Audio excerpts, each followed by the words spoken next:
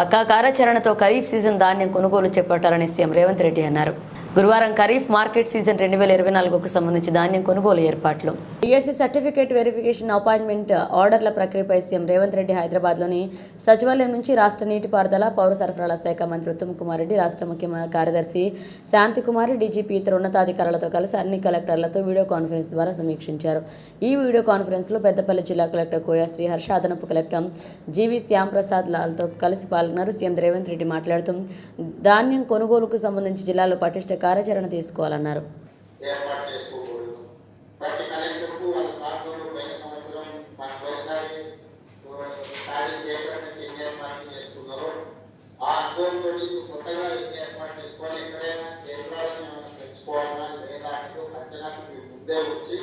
మీరు ఒక నిర్ణయం తీసుకోవాలి. ఆ విషయానికి సంబంధించి సివిల్ సర్వీస్ కార్పొరేషన్ తో కూడా కోఆర్డినేట్ చేసుకోవాలి.